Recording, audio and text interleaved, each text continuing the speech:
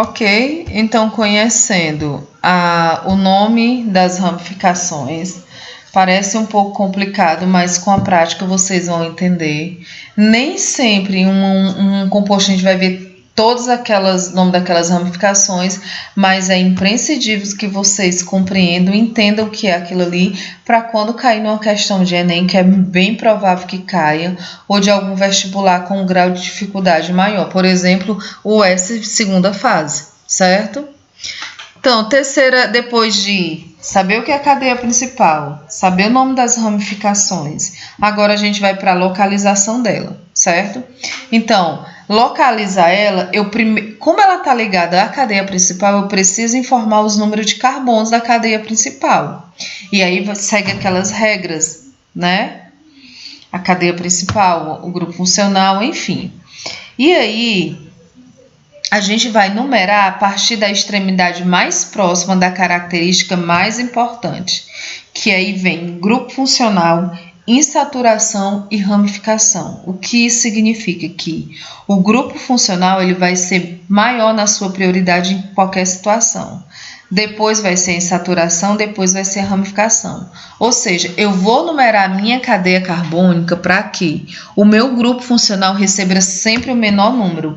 E detalhe, se a cadeia ela for aberta, eu vou sempre numerar pelas suas extremidades, certo? Aí, se eu não tenho um grupo funcional, quem é que vai prevalecer? Vai ser a insaturação.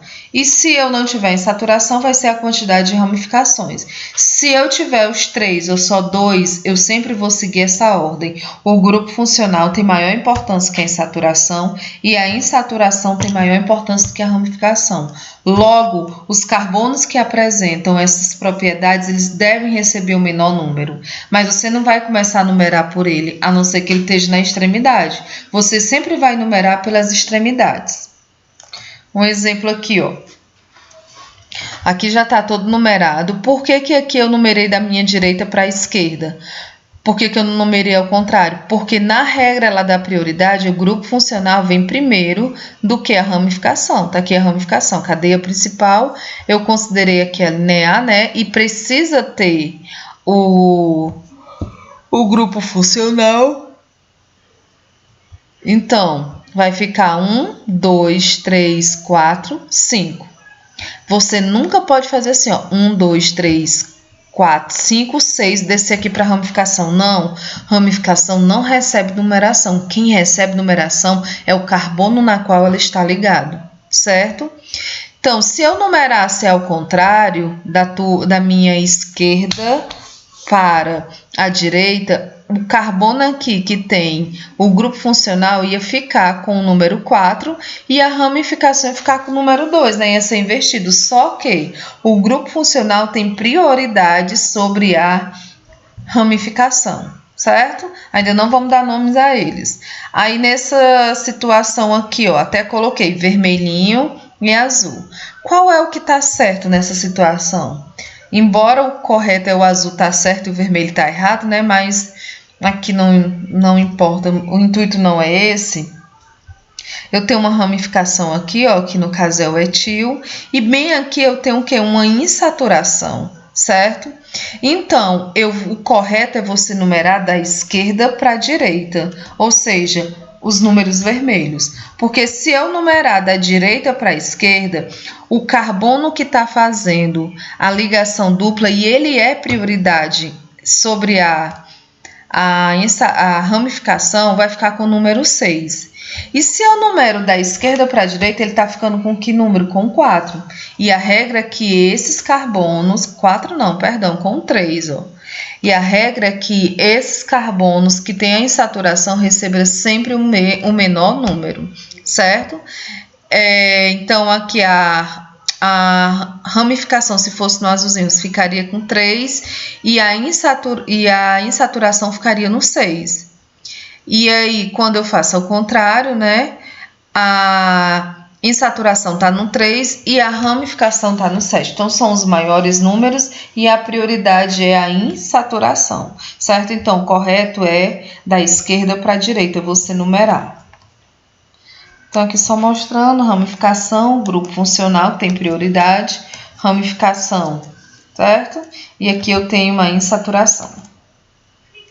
Quarta regra, quando você tiver ramificações iguais. Quando eu tiver ramificações iguais, eu vou usar os prefixos di, quando for duas iguais, tri, quando for três iguais, tetra, quando for 4, penta, quando for 5 e assim sucessivamente, certo? Nós vamos ter no final da aula só exemplos mostrando isso aqui. Mas aprenda, quando elas forem iguais, tu vai precisar, antes de colocar o nome dela, se ela for metil, se ela for etil, acrescentar esse prefixo. Se for dois iguais, será um di. Se for três, tri. E assim sucessivamente. Na verdade, para ser a quinta regra, certo?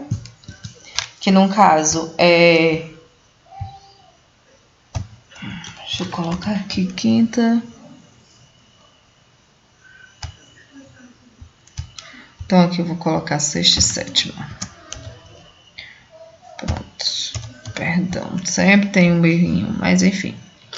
Então, aqui, na quinta regra, quando elas forem diferentes, aí eu vou usar o critério da ordem alfabética.